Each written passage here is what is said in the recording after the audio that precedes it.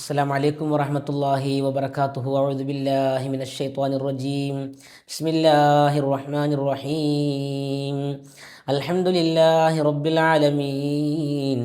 اللهم صل وسلم وبارك على رسولك سيدنا محمد وعلى آله وأصحاب سيدنا ومولانا محمد في كل لمحة ونفس بعدد كل معلوم لك. അള്ളാഹു സുബ്ഹാനഹു വതആല അവൻ വിശുദ്ധമായ കഅബാലയത്തിൻ്റെ തിരുമുറ്റത്തും വിശുദ്ധമായ ഹബീബായ റസൂലുള്ളാഹി സ്വല്ലല്ലാഹു അലൈഹി വസല്ലം തങ്ങളുടെ തിരുചാരത്തും ചെന്ന് ചേരാൻ അള്ളാഹു നമുക്കൊക്കെയും തൗഫീഖ് ചെയ്ത് അനുഗ്രഹിക്കട്ടെ, ആമീൻ. പ്രിയപ്പെട്ടവരെ, അപ്പോൾ നമ്മൾ കഅബാലയത്തിൻ്റെ തിരുമുറ്റത്താണുള്ളത്, മക്കയിലാണുള്ളത്, മദീനയ്ക്ക് പോയിട്ടില്ല. 1,00,000 പ്രതിഫലം നൽകപ്പെടുന്ന പള്ളിയാണ് മസ്ജിദുൽ ഹറാം. നമ്മൾ ഇത്രയും കഷ്ടപ്പെട്ട് മക്കത്തെത്തിയിട്ട് റൂമിൽ കിടന്ന് ഉറങ്ങാൻ വന്നവരല്ല എന്നുള്ള ഓർമ്മ നമുക്ക് വേണം. കഴിയുന്ന സമയത്തൊക്കെയും ജുമാ ജമാഅത്തുകൾക്കൊക്കെയും നാം മസ്ജിദുൽ ഹറാമിൽ പങ്കെടുക്കണം. മസ്ജിദുൽ ഹറാമിൽ വന്നിരിക്കണം. അവിടെ വന്നിരുന്നാൽ നോക്കൂ, നിങ്ങൾ കഅബാലയത്തെ നോക്കിയിരുന്നാൽ തന്നെ പുണ്യല്ലേ? നോക്കിയിരുന്നാൽ പുണ്യമുള്ള ഒന്നാണ് കഅബാലയം. 3 കാര്യം നോക്കിയിരുന്നാൽ പുണ്യം കിട്ടിക്കൊണ്ടേയിരിക്കും. അതിലൊന്നാണ് കഅബാലയം. ഒന്ന്, ഉമ്മയുടെ മുഖത്തേക്ക് നോക്കിയിരുന്നാൽ പുണ്യം കിട്ടിക്കൊണ്ടേയിരിക്കും. വിശുദ്ധ ഖുർആനിലേക്ക് നോക്കിയിരുന്നാൽ പുണ്യം കിട്ടിക്കൊണ്ടേയിരിക്കും. ഒന്നും വേണ്ടാണ്ടിരുന്ന് നോക്കിയിരുന്നാൽ തന്നെ അള്ളാഹു ഇങ്ങനെ പുണ്യങ്ങൾ എഴുതിക്കൊണ്ടേയിരിക്കും. നന്മകൾ എങ്ങനെ എഴുതിക്കൊണ്ടേയിരിക്കും, തിന്മകൾ ഒഴിവായിക്കൊണ്ടേയിരിക്കും. അപ്പോൾ ഒന്നുമില്ലെങ്കിലും ഓതാനറിയും, ദിക്ർ സ്വലാത്തൊക്കെ എല്ലാവർക്കും കിട്ടുമല്ലോ. കഅബയുടെ മുറ്റത്ത് പോയിരുന്ന് കഅബാലയം നോക്കി അങ്ങനെ ദുആ ചെയ്യുക, ദിക്ർ സ്വലാത്തിൽ കഴിഞ്ഞുകൂടാ. ഇത് നമ്മുടെ പണി.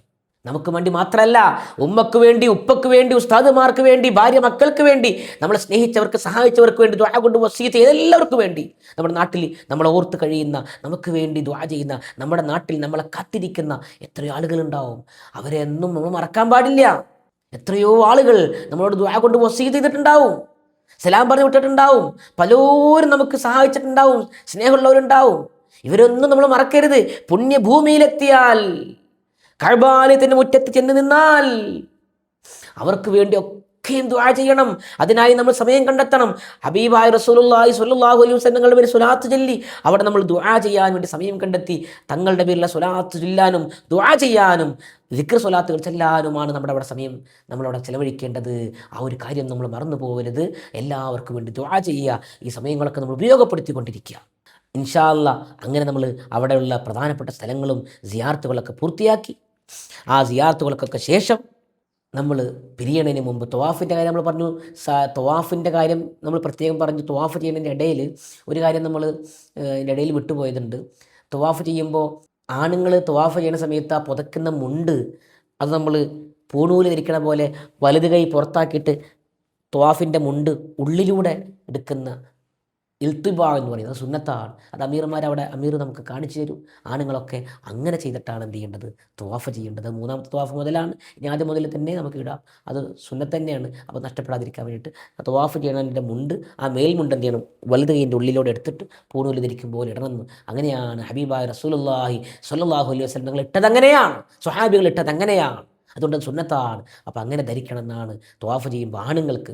അതുപോലെ തന്നെ സഅയ് ചെയ്യുന്നിടത്ത് പച്ചിലയിട്ടുള്ളൊരു ഭാഗം ഉണ്ടാവും. ആ പച്ചിലയിട്ടുള്ള ഭാഗം വന്നാൽ ആണുങ്ങൾ ഓടണം. ഒരു മിതമായ രീതിയിൽ, വല്ലാതെ വലിഞ്ഞിട്ടല്ല, ഒരു മിതമായ രീതിയിൽ ഓടണം എന്നാണ്.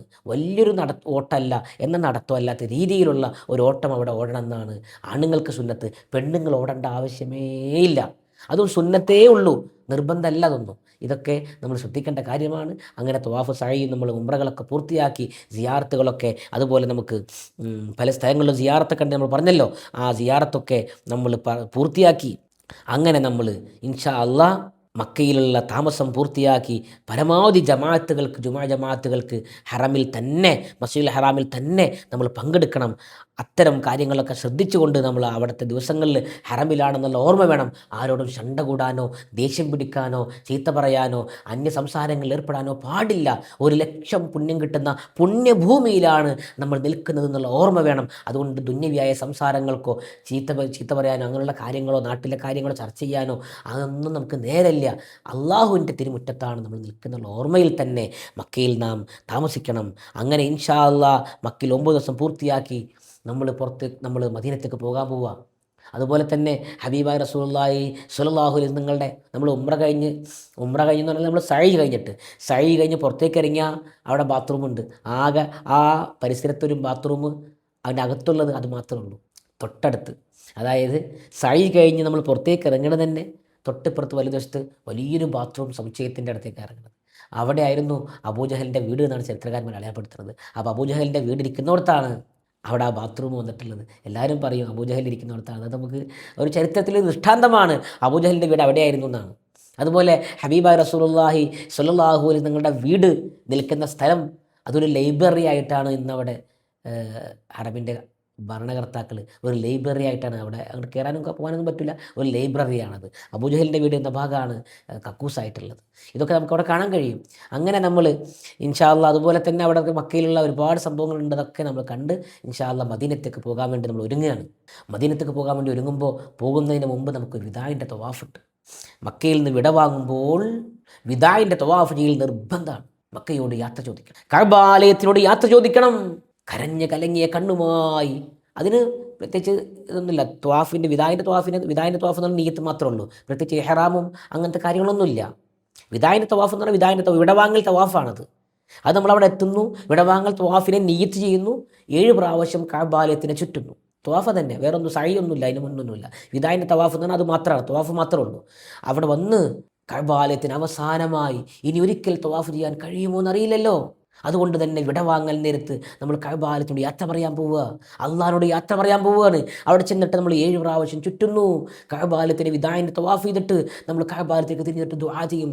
അല്ലാഹുവേ, എൻ്റെ ഈ വരവ്, എൻ്റെ ഈ തവാഫ് എൻ്റെ അവസാനത്തെ വരവാക്കരുതേ റബ്ബേ, ഇത് അവസാനത്തേതാക്കല്ലേ റബ്ബേ, എനിക്ക് ഇനിയും ഇവിടെ വരാൻ റബ്ബേ നീ തൗഫീഖ് ചെയ്യണേ അല്ലാ എന്ന് ഹൃദയം പൊട്ടി കരഞ്ഞുകൊണ്ട് നാം ദുആ ചെയ്ത് കഅബയോട് വിട പറഞ്ഞുകൊണ്ട് സലാം പറഞ്ഞുകൊണ്ട് ഇനി ഇവിടെ വരാൻ എനിക്ക് തൗഫീഖ് ഉണ്ടാവണേ. ശുദ്ധ കഅബാലയമേ, എനിക്ക് നിന്നോട് വല്ലാത്ത സ്നേഹമുണ്ട്. ഒരിക്കലും ഇവിടുന്ന് പോകാൻ താല്പര്യമില്ല.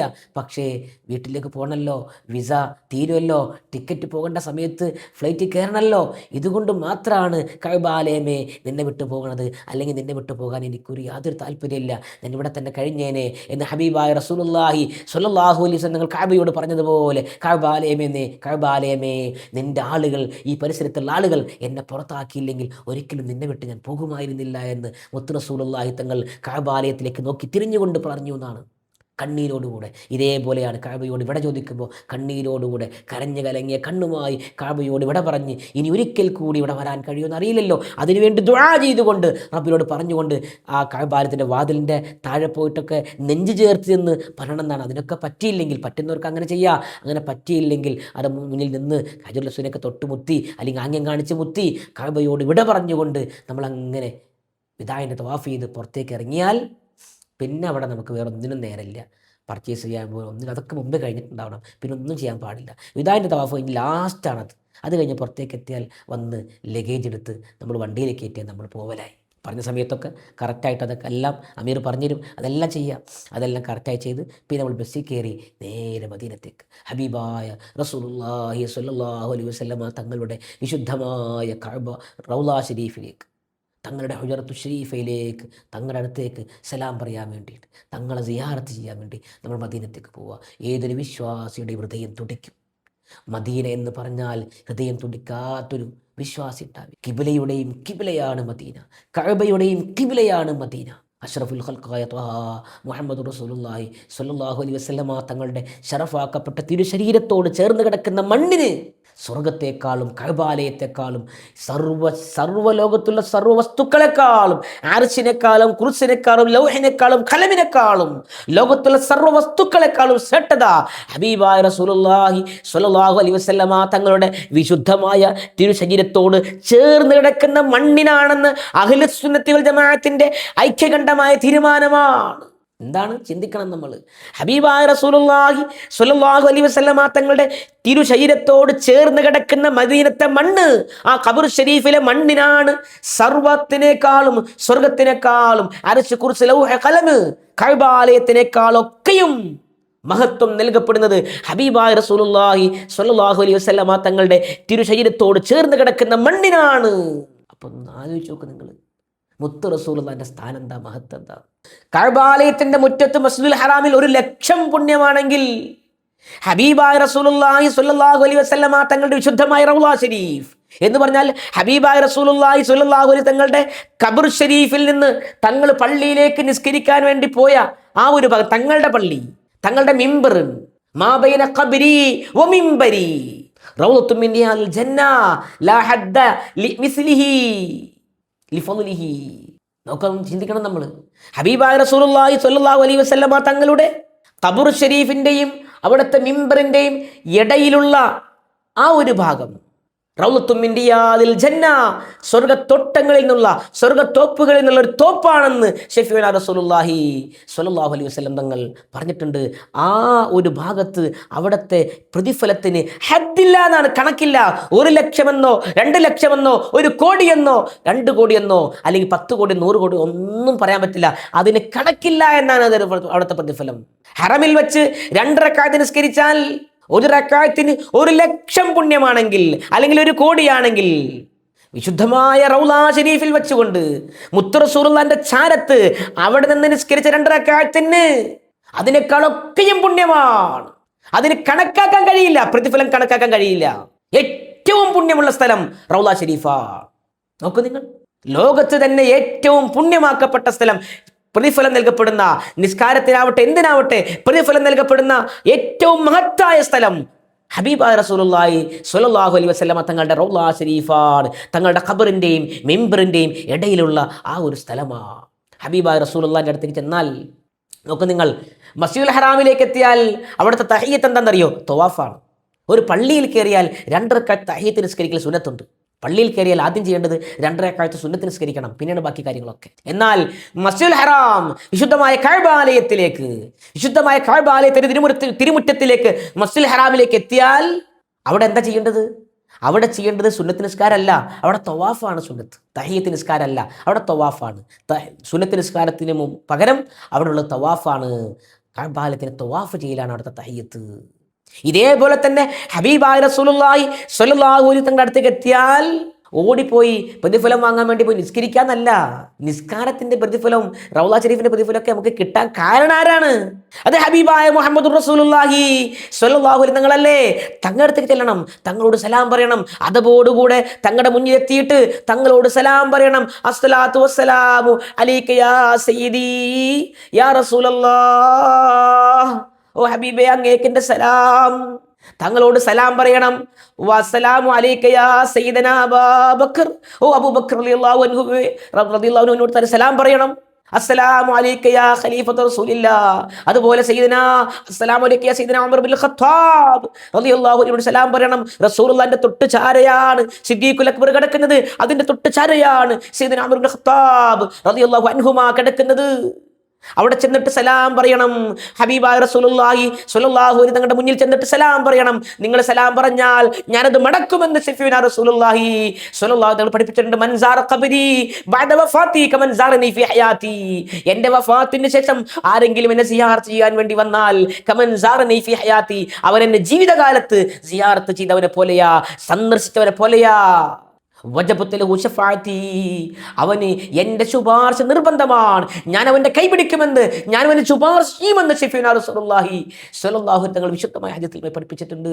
ആ റസൂലുള്ളാഹിന്റെ മുന്നിൽ നമ്മൾ ചെന്ന് നിന്നിട്ട് ഹബീബിനോട് സ്വലാത്തും സലാമും പറഞ്ഞ് ഹബീബിനോട് സ്നേഹം പങ്കിട്ട് തങ്ങളോട് നാം നമ്മുടെ ആവലാദികളും വേവലാദികളും വിഷമങ്ങളൊക്കെ പറഞ്ഞ് തങ്ങളുടെ മുന്നിൽ ചെന്ന് തങ്ങളോട് സ്നേഹം പങ്കിട്ട് തങ്ങളോടുള്ള മഹബത്തിന് വേണ്ടി കെഞ്ചി യാചിച്ച് തങ്ങളുടെ അടുത്ത് നമ്മൾ വളരെ അതവോടുകൂടെ വളരെ അതവോടുകൂടെ കഴിഞ്ഞുകൂടണം.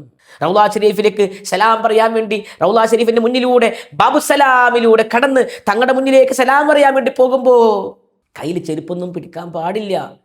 ഇനി അഥവാ നമ്മൾ ചെരുപ്പിട്ട് അകത്ത് കയറാൻ പറ്റൂലല്ലോ. ചെരുപ്പ് നമ്മുടെ കയ്യിൽ ഹാൻഡ് ബാഗിൽ നമ്മൾ വെച്ചിട്ട് പിടിക്കുകയാണെങ്കിൽ തന്നെ അതൊക്കെ നമ്മൾ വളരെ ചിന്തിച്ചു കൊണ്ട് വേണം. അതൊന്നും പാടില്ല, ഹൃദയത്തിൽ വേണം. നമുക്ക് വേറെ നിവൃത്തിയില്ലാത്തതുകൊണ്ട് നമ്മൾ പിടിക്കുകയാണെന്ന് നമ്മൾ ചിന്തിക്കുക. അങ്ങനെ നമ്മൾ വളരെ അതപോടുകൂടെ ചെന്ന് സലാം പറഞ്ഞ് മുത്ത് ഹബീബിനോട് സലാം പറഞ്ഞ് പുറത്തേക്ക് ഇറങ്ങുമ്പോൾ ആ ചെരുപ്പെടുത്തിട്ട് നിലത്തേക്കൊന്നിടൽ അതുപോലും പാടില്ല. വലിയ അതപകേടാ. ആ ചെരുപ്പ് വളരെ ഭയഭക്തിയോട് അതപോടുകൂടെ നിലത്തേക്ക് പതുക്കെ വെക്കുക. അല്ലാതെ ചെരുപ്പ് എടുത്തിട്ട് അങ്ങോട്ട് നിലത്തേക്ക് കുനിയാതെ ഒരിടല്, ആ ശബ്ദം പോലും അവിടെ പാടില്ല എന്നാ. അത് അതപകേടാ. പ്രിയപ്പെട്ടവരെ ശ്രദ്ധിക്കണേ. ഹബീബായ തങ്ങളുടെ മുന്നിലേക്ക് എത്തിക്കഴിഞ്ഞാൽ അദബാണ് അവിടെ വേണ്ടത്. അതബോടുകൂടെ മാലിക് റളിയല്ലാഹു അൻഹു മദീനയിൽ കാലിൽ ചെരുപ്പിടാതെയാണ് നടന്നിരുന്നത്. ചെരുപ്പിട്ടിരുന്നില്ല, വാഹനത്തിൽ കയറിയിരുന്നില്ല. മലമൂത്ര വിസർജനം നടത്താൻ വേണ്ടി മദീനത്തിന്റെ പുറത്തേക്കാ പോയിരുന്നത്. കാലുകുത്തിയല്ല മദീനത്ത് നടക്കേണ്ടത്, മുഖം കുത്തി നടക്കേണ്ട സ്ഥലമാണ് മദീന എന്ന് മഹാന്മാർ രേഖപ്പെടുത്തി വെച്ചില്ലേ. മദീനത്തെ മണ്ണ് ശിഫാഉ തുർബത്തി ഹാദൽ അർദ് ശിഫാഉ തുർബത്തിന ഹാദാ ശിഫാ. മദീനയിലെ മണ്ണ് പോലും ശിഫയാണെന്ന് ഷഫീന റസൂലുള്ളാഹി സ്വല്ലല്ലാഹു അലൈഹി തങ്ങൾ പഠിപ്പിച്ചിട്ടില്ലേ.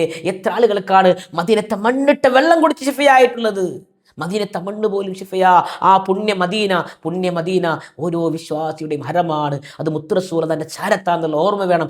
വളരെ അതബോടുകൂടെ ലാ തർഫഉ അസ്വാതകും ഫൗക സൗത്തിൻ നബി അൻ തഹബത അമാലുകും വഅൻതും ലാ തശ്ഉറൂൻ.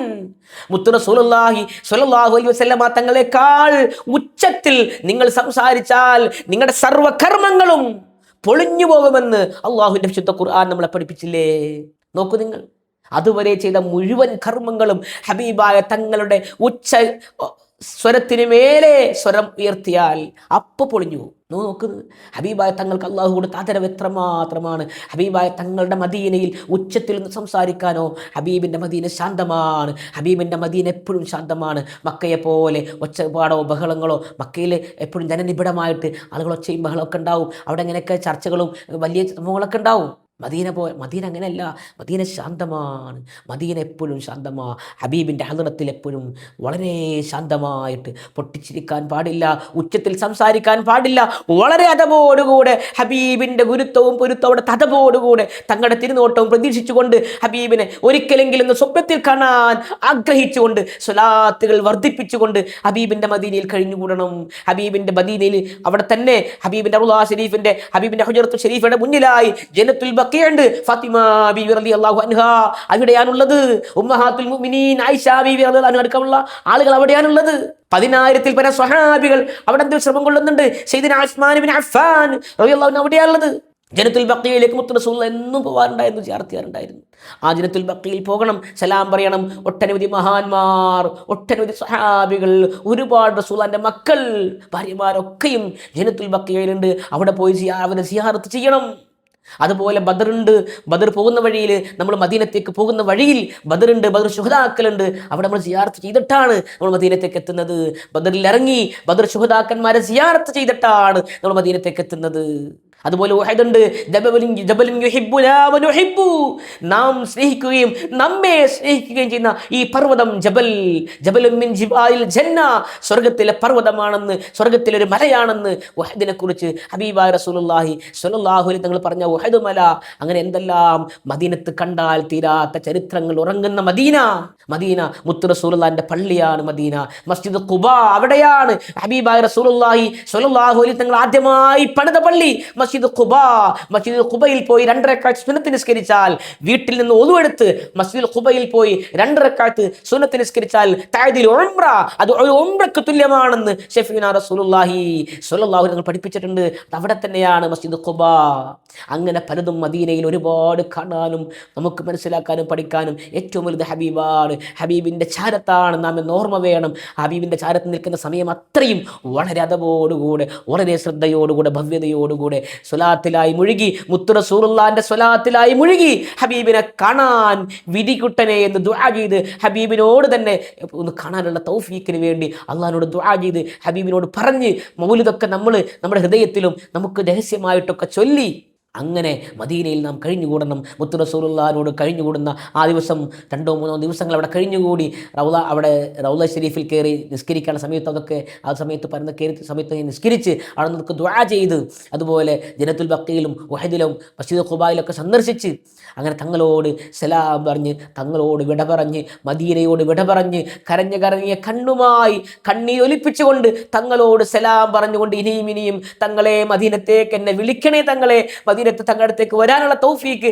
എനിക്ക് വേണം തങ്ങളെ, അള്ളാഹിനോട് ദുആ ചെയ്ത് ഇനിയും ഈ പുണ്യമണ്ണിൽ തങ്ങളുടെ മുന്നിലെത്താൻ എനിക്ക് ഭാഗ്യം നൽകണേ എന്ന് പിന്നെയും ദുആ ചെയ്ത് തങ്ങളോട് വിട പറഞ്ഞുകൊണ്ട് മനസ്സിൽ മനസ്സിലൊരായിരം എത്രയോ നമുക്ക് പറഞ്ഞറിയിക്കാൻ കഴിയാത്ത അത്രയും സന്തോഷത്തോടെ, സ്നേഹത്തോടെ, ആനന്ദത്തോടെ, അതിലേറെ വിട പറയുന്ന ദുഃഖത്തോടെ നാം മദീനയോട് വിട പറഞ്ഞുകൊണ്ട് നാം നാട്ടിലേക്ക് തിരിക്കുകയാണ്. അല്ലാഹു സുബ്ഹാനഹു വ തആല പിന്നെ നമ്മൾ ബസ്സിൽ കയറി എയർപോർട്ടിൽ നമ്മൾ സാധാരണ പോലെ തിരിച്ച് നാട്ടിലേക്ക് എത്തും. പോയതുപോലെ തന്നെ തിരിച്ച് നാട്ടിലേക്ക് എത്തും. അല്ലാഹു സുബ്ഹാനഹു വ തആല പുണ്യമദീനയിൽ ധാരാളം വട്ടം പോകാനും മുത്ത് റസൂലുള്ളാഹിൻ്റെ തിരുറൗള ശരീഫിൽ ചെന്ന് ധാരാളമായി അവിടെ ചെന്ന് കൂടാനും തങ്ങളോട് സലാം പറയാനും ഇങ്ങനെയെല്ലാം അല്ലാഹു നമുക്ക് തൗഫീഖ് അനുഗ്രഹിക്കുമാറാവട്ടെ എന്ന് മാത്രം പ്രാർത്ഥിച്ചുകൊണ്ട് വാഖിറു ദഅവാന അനിൽ ഹംദുലില്ലാഹി റബ്ബിൽ ആലമീൻ. അസ്സലാമു അലൈക്കും വറഹ്മത്തുള്ളാഹി വബറകാതുഹു.